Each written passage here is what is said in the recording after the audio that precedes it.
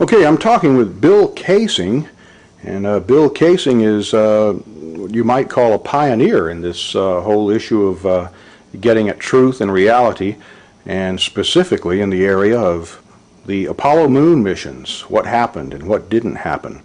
And when the module set down on the surface of the moon, the amount of propulsion that would have been required to do that, and it leaves no cloud of dust, no crater. Right. Having seen hundreds of rocket firings when I was employed by Rocketdyne, I know that the jet of the Lunar Module lander, the lunar lander, would have created an enormous crater. It would have scoured the moon's surface. It would have tossed up rocks, sand, everything, and created a crater maybe so large that the entire lunar lander could have sunk into it. After all, we're dealing with a 10,000-pound thrust engine, which is pointed directly at the surface, lowered into the surface, and yet, if you look at pictures of the lunar lander on the moon, there is no disturbance whatsoever under the lunar lander's rocket. And no dust deposited in the pads, the cup-shaped pads at the bottom. That's another good point. Dust would have been blown 6 ways from Sunday and would have landed everywhere. And then the famous scene, which has been played over and over, where they are landing there, but they're setting down, and you're hearing the astronaut talking through it. Oh, that's a good point. Let's say, became aware of that only recently, that here's Neil Armstrong talking about landing on the moon with a microphone, and yet he's sitting practically on top of a rocket engine that is putting out sound levels of about 140 or 150 decibels. Now, we know that that is absolutely impossible to overcome that sound level inside the lunar lander with a normal human voice. Eagle, we got you now. It's looking good, over. Roger, copy. Eagle, Houston, after yaw around angles, S-band pitch, -9er, yaw, +18. Roger, you're a go to continue power descent. You're a go to continue power descent. Altitude now 21,000 feet, still looking very good. Velocity down now to 1,200 feet per second. You're looking great to us, Eagle. Give us a reading on the 1202 program alarm. Roger, we got you. We're going at alarm. Good radar data. We're now in the approach phase, everything looking good. Altitude 4,200. Houston, you're a go for landing, over. Roger, understand. Go for landing. 3,000 feet. Copy. Alarm. Altitude 1,600. 1,400 feet, still looking very good. 700 feet, 21 down. 33 degrees. 100 feet down at 19. 1201. 1201. Roger, 1201 alarm. We're go. Same type. We're go.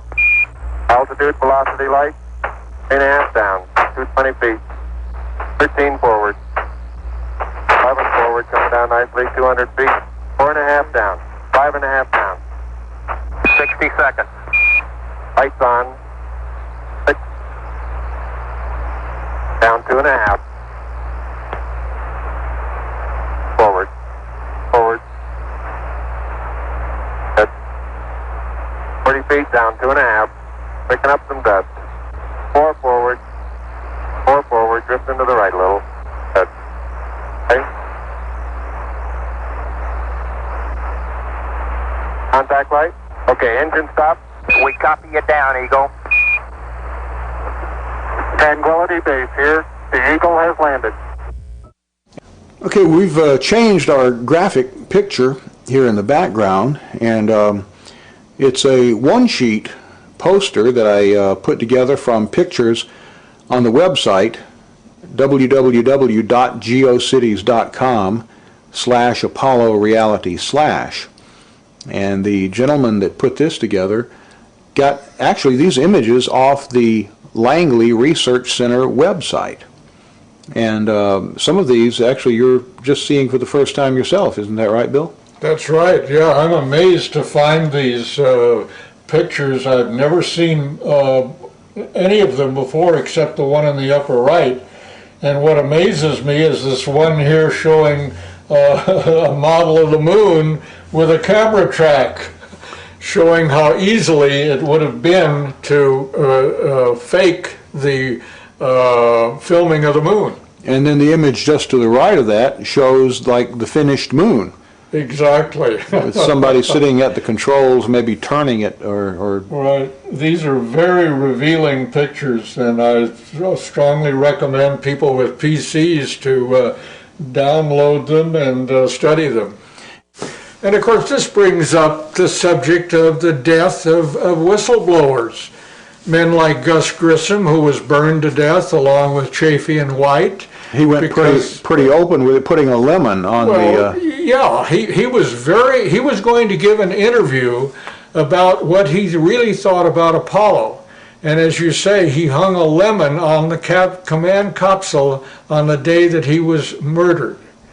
And we should also look at Scott Grissom, his son's evidence that a secret switch was installed in the capsule to ignite the fire that killed Grissom, Chafee, and White. We could go on for quite a while about the death and injury to people that have pursued this Apollo hoax subject very diligently. They went to a NASA spokesman who was Brian Welch. Oh yes, and right. They asked him about some of these anomalies. Right. You recall what he said about some of the things they were asking him? He tried to dispute everything that the Apollo hoax advocates brought out, but the interesting thing is that about a month after he gave this interview, he was dead. That always kind of puzzled me because he was at least trying to hold on to it, right? So, do you think they would have actually killed him just because he didn't do a good enough job? Or? Yes, I think that's what happened. He didn't do a good enough job. So they killed him as an example to other people who are defending, like Richard Hoagland. Hoagland obviously is a fake, and he's an employee of NASA who on many occasions has tried to discredit me and my associates. There are much better mysteries that call into question some of the photography, which I agree with you looks frankly hoaxed. Well, some of it could have been staged and they could have released it, Richard. Exactly. That's what some of my photographic experts that I've called in over the years, and I've been to Goddard, I've looked at the NSSD film. I mean, I have actual examples, Eric, of NASA airbrushing the moon. Well, I know this. But you see, I have a different model. So you're saying they faked some of the photos? I think they faked some photos. I think they've hidden other things in the photos, and I'll give you my bottom line. I think there is an enormous Apollo conspiracy, but I think we've been sold the wrong conspiracy to keep people like you, bright guys who are asking good questions, looking in the wrong direction, which these people are past masters at doing, because the real conspiracy is not did we go to the moon, it's what did we find on the moon. There's aliens up there. They don't want us to know. And as I said earlier in the show, I found areas where NASA faked the imagery, I believe, to hide really cool stuff. Okay. And I found other areas where the photographs are consistent with us landing on the moon. And it's possible, Richard, that some of these beauty shots were staged and they threw them in there and grouped them in with the real ones. Exactly. Next up, let's go to our wild card line. You're on the air with us. Hi there. Our next speaker is Professor James McKinney. If you double the size of your rocket, you don't double the size of your payload. So you're very limited. And now let's try and get to the next planet or out to the moon. We have to start sending individual things up there, couple them together, and then go out to these other planets. By the way, there's a small problem with going to the moon, and inch by inch, NASA is leaking out that they know that there's a problem there. It's called the Van Allen belts, high radiation belts of charged particles around Earth, and we don't know how to get through them, they say. Well, isn't that interesting, because there sure didn't seem to be a problem back in 1969. Obviously, they didn't go to the moon.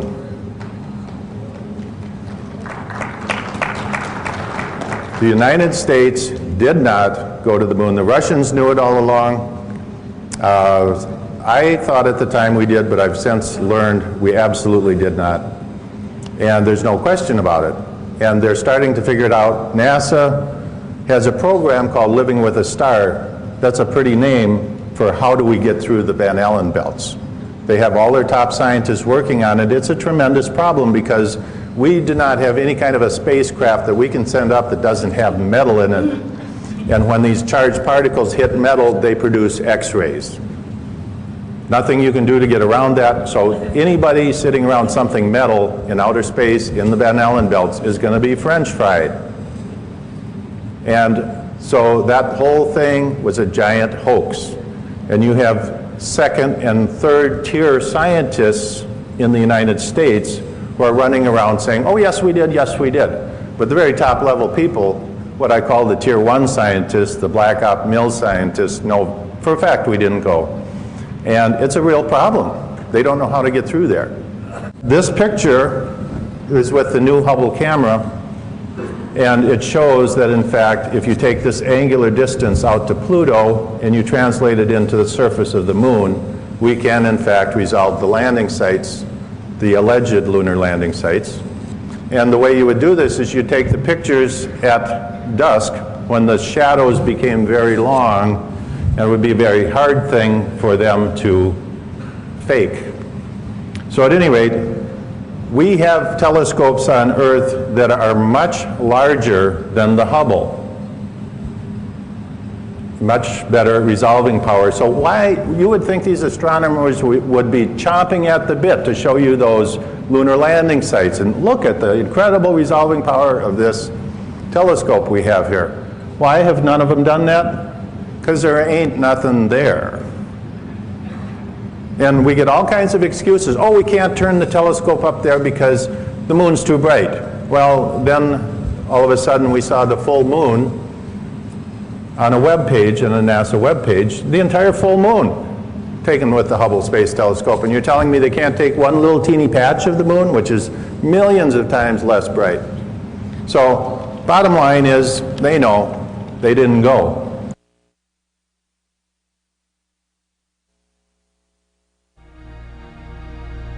Join us now on a quest for the truth to the moon.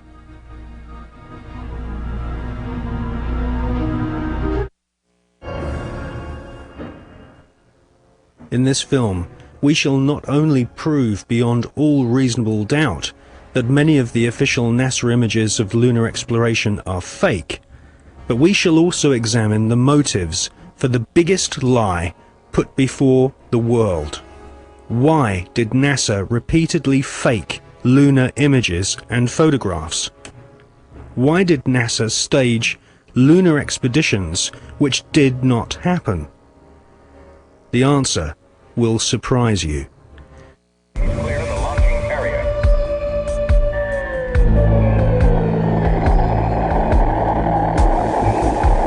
NASA spent gigantic sums of money during the 1960s, but most of it was spent on the ground, not in space.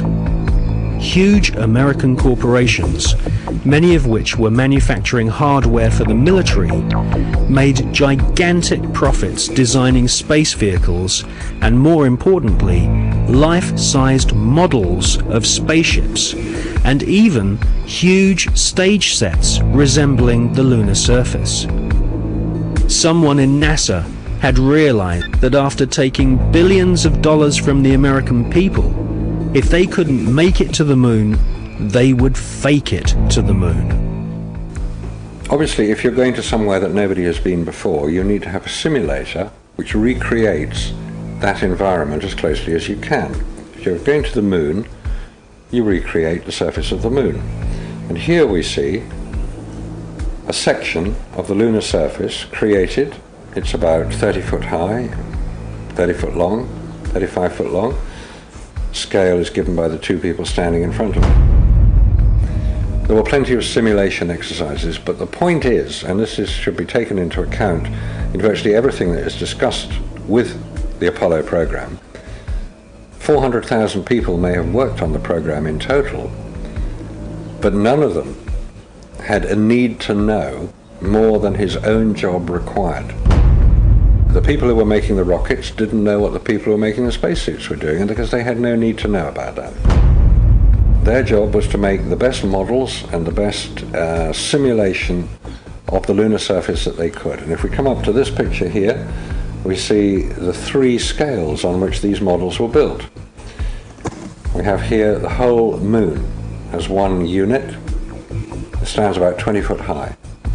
We have here behind it a section of the surface of the moon. You'll notice it's curved.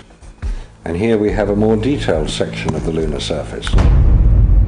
What you're saying is that the images which we're told show a camera pointing out the window of the lunar module as it's coming into land on the moon could well have been filmed previously using these large-scale models. That's right. It could well be that what we are looking at are films of realistic models. We have no means of knowing if they were actually taken on the lunar surface, or whether what we're watching is part of the simulation exercise and the training exercise. And you'll notice here on these models there is a camera track. A camera starting at this end, coming down here, would approach the moon, or appear to approach the moon, and become ever closer towards it. This is a simulation rig that was built. This is the command and service module of the Apollo program. And you'll notice that the window here looks out onto a block here, and there's another one here. They're curved. These are the screens onto which the lunar surface was projected as the craft made a simulated approach towards the lunar surface.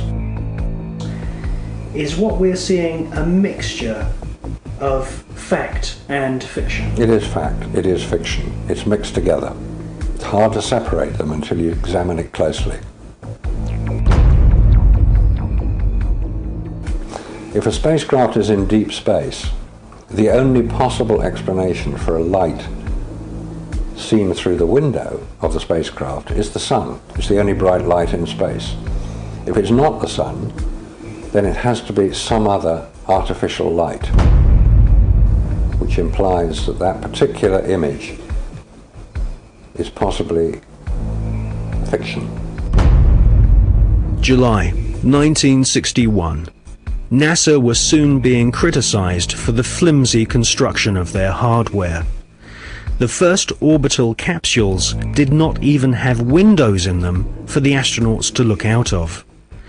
One of the most vocal critics was one of NASA's most respected astronauts, an all-American hero named Virgil Gus Grissom, who almost drowned when recovery helicopters were unable to lift his space capsule from the sea.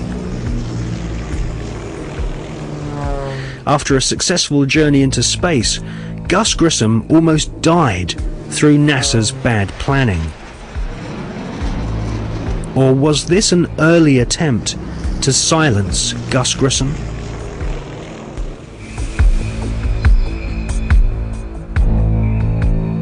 May 1963. Astronaut Gordon Cooper experiences re-entry problems in his Faith 7 rocket ship. The prototype lunar module, known as the LIM, had serious stability problems.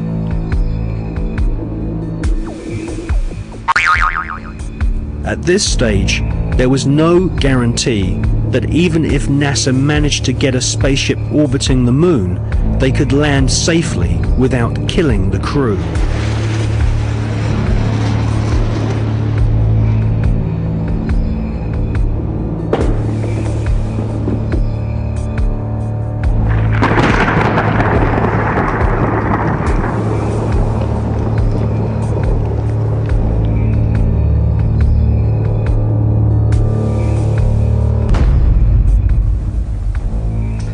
Could the footage which we see of the limb approaching the moon be filmed in a TV studio? It was filmed in a TV studio. There's absolutely no doubts whatsoever about that. And the way that this film was created was by the use of models. There's nothing secret about the models. They exist. You can go and see them today. The models were very lifelike, very realistic. There is one that is a life-size model. It's in Flagstaff in Arizona. It's 2 miles long, and it's an exact replica of the Sea of Tranquility.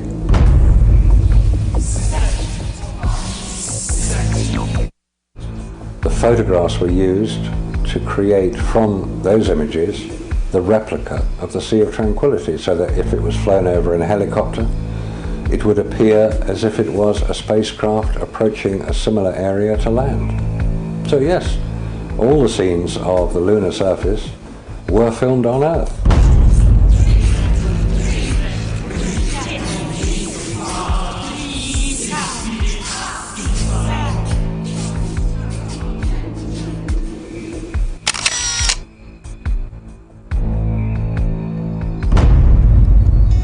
Radiation, and without having spacesuits nor spacecraft which can protect the occupants from radiation, NASA convinced the American people to pay $40 billion for the space program.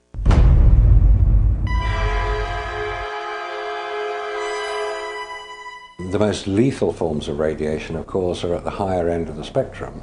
That's gamma rays and X-rays. We know what ultraviolet can do. If you stay out too long in the sun, you get sunburn and skin cancer and die, and it's all very sad.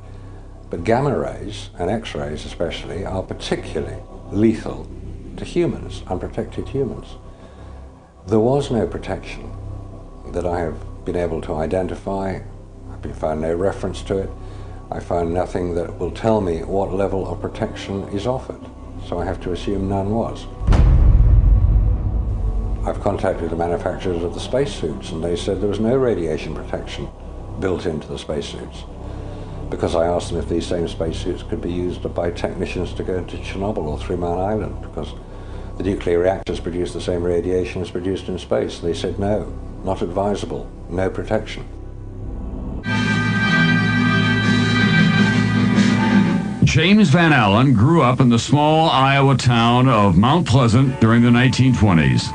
He was an exceptional student, became class valedictorian, and exhibited an intense vision that even then looked beyond our planet.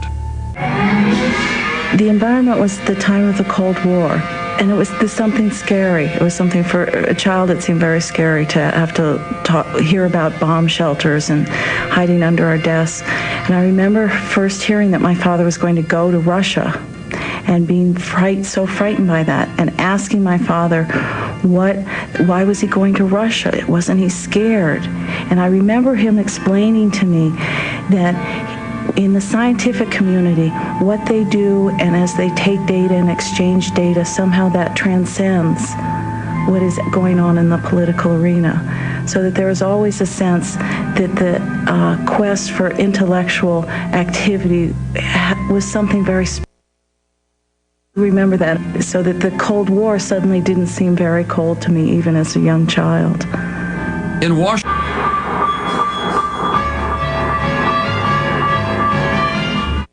the media focused on the Explorer 1 achievement as at last legitimizing the U.S. as a worthy adversary to confront the communist Sputniks. The public seemed captivated with the propaganda created by this new space race. Dr. Van Allen and his students, however, chose to focus on the data that was returning from their scientific instrument inside Explorer 1. When the first results came back, the group at the University of Iowa, this was Van Allen and Ernie Ray, then began to help with it, eventually Carl McElwain, saw immediately that there was an anomaly, there was something unexpected. We have encountered a very great increase in radiation intensity, which is vastly beyond what could be due to cosmic rays alone. We call it geomagnetically trapped radiation. And I gave an explanation of my interpretation at a press conference following the scientific session. And one of the reporters stood up and he was trying to visualize what I was saying. And he said, "You mean it encircles the Earth like a belt?" I said, "Yes, that's great. That's what it is. It's like a belt around the Earth." And so that's the way they got the name of radiation belt, from this exchange with this newspaper reporter and myself. Well, certainly the discovery of the radiation belts was the most important discovery of the International Geophysical Year, because it represented a discovery of some major phenomenon that had a substantial impact both on scientific research and on plans for manned flight later on.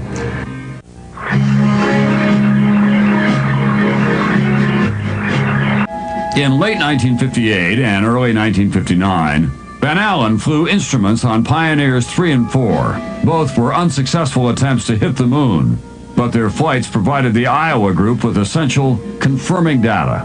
Pioneer 3 documented the existence of a second radiation belt, and Pioneer 4 became the first U.S. spacecraft to orbit the sun. Any ill effects from the Van Allen radiation belts? No. Now, I'm not sure we went far enough out to encounter the Van Allen radiation belt. Maybe we did. Say that I'm not a chemist, I'm not a geologist or an anthropologist. I'm a retired electrical engineer. I've worked at NASA Goddard for over 20 years. I'm retired now, and I have worked with image processing, which is similar to some of the things that are done on computers today. However, at the time that I did my work, the computers that are so well established today were not available. So Yeah, hello. I like your presentation very much, but I got a couple of questions here. First one is, what, if any, are the differences between you and Richard Hoagland concerning the politics on the cover-up? And part two is, what's the difference between you and Mr. Hoagland concerning the scientific implications of the face, especially since Richard Hoagland kind of brings in hyperdimensional physics into the picture of the face on Mars? Thank you. Okay, the one thing I'd like to clarify, I should have done at the beginning, Richard Hoagland and myself are like oil and water. The second thing is that, and I'll go into the third thing, is that Richard comes up with ideas where he does not have groundwork or supporting evidence, not even evidence, and certainly not proof that things exist where they don't. For instance, I've seen some of his work where he has found swastikas and German tanks on Mars, and he has found cathedrals on the moon Europa of Jupiter that resemble burnt-out cathedrals from World War II in Europe, and various other things which not only can't be proved, but they aren't even evidence, and I stay as far away from him as I can. And there was the last part of your question concerned, I forget exactly. Yes, he always talks about hyperdimensional physics, okay, and he comes up with all these formulas on the dimensions of also the pyramid on Mars, you know, and all these, you know, in his book he has all these geometric configurations, and he tries to bring in hyperdimensional physics. It's hard enough for me to give evidence and present it at conferences with facts that I can show to scientists, but to try to back up something with a relationship to another planet is so hypothetical that it just doesn't have the substance to hold up. Most scientists would classify that under the term of numerology and not have anything to do with it.